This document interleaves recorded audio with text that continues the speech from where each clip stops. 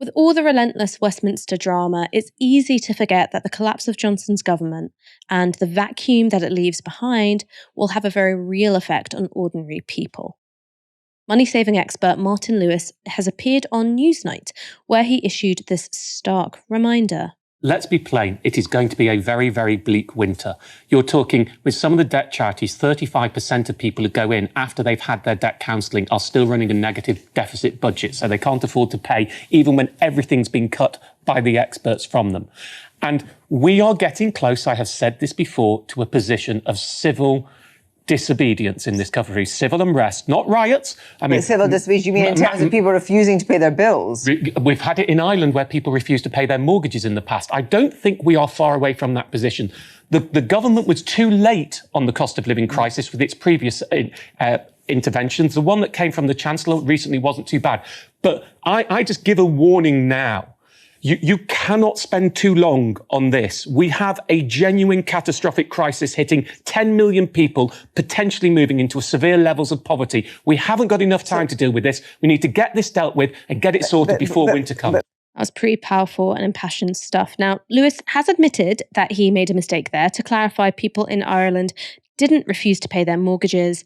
There were mass mortgage defaults during the financial crisis, but no movement of deliberate non-payment. However, in 2014, there was widespread refusal to pay a newly introduced charge for water in Ireland, which led to the charge being repealed. And still, his point stands. Increasing numbers of people are in an increasingly desperate situation. Johnson's government did the bare minimum to help them.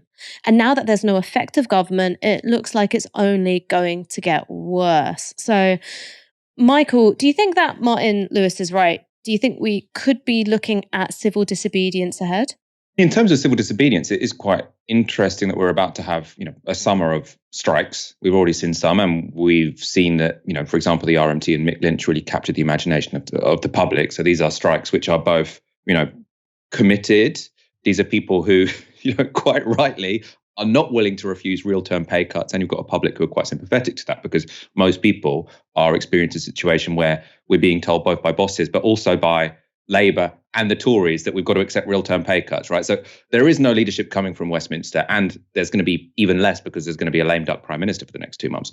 So if you've got no leadership coming from Westminster, you've got Tory MPs who are basically for the next 2 months purely going to be speaking to other MPs and their base.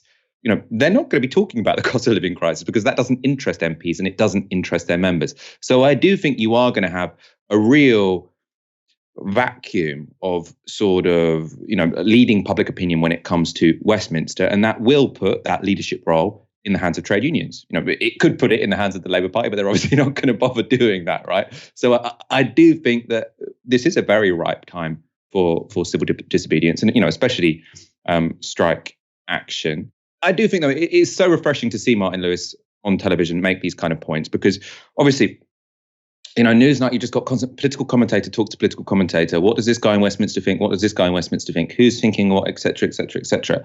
Now, Martin Lewis is not someone who I think is particularly ideologically inclined, but he has spent his lifetime not talking to various people in Westminster, but talking to people who are struggling to pay their bills.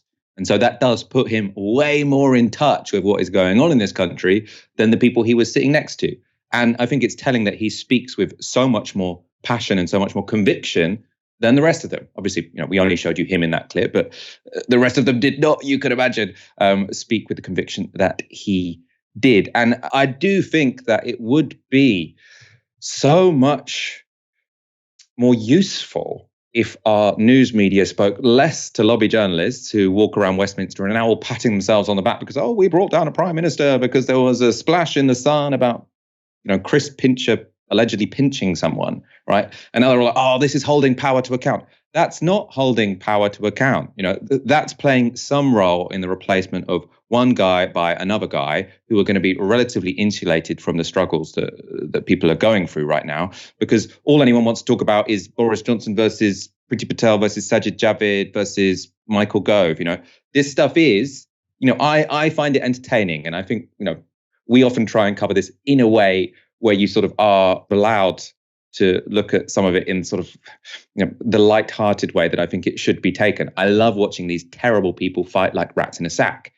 But we also do always need to remember that what matters here is the experiences of people out in the world, which right now are pretty fucking terrible, right? And that is something that Martin Lewis, because he actually speaks to them, not like the people he's sitting next to, is very, very able to bring to the fore. And I do think that if there were more people like Martin Lewis who were given those platforms on television, then potentially we wouldn't have people like Suella Braverman, who thinks it is acceptable to come out and launch her leadership campaign by saying what we're going to do is cut tax and be mean to transgender people, right? Because I think you would have a situation where Tory MPs were like, well, if that's all we're going to talk about, of course we can't win because everyone wants us to talk about these issues that matter. Well, actually, they've got the BBC working, on their behalf most of the time, which means that maybe Suella Braverman can come out with tax cuts and transphobia and the Tories will get away with it. I don't know.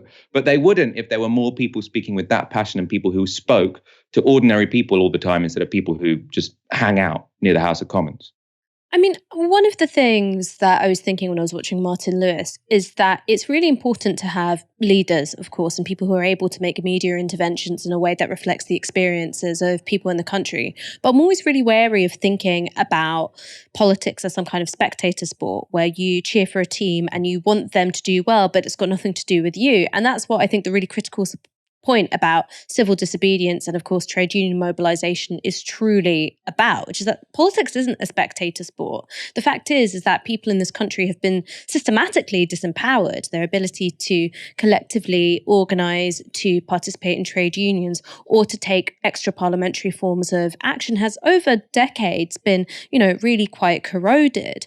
But as we get further into this cost of living crisis, which it looks like is only going to get worse, and you have a failure of leadership from a Labour Party, which is very interested in courting those same lobby journalists that you just spoke about, Michael, I think that it's the job of left media, but also just, activists out there in the field to remind people that there is some kind of agency that we have, and that is the agency of collective action.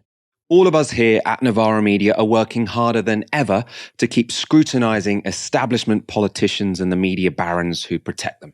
We don't have billionaire funders. We don't have advertising partnerships. We're funded entirely by you. If you've ever thought about supporting us, now's the time to go to novaramedia.com/support and donate anything you can from just £1 per month. Defy the corporate media. Join our monthly supporters and help build our supporter base to 10,000 strong.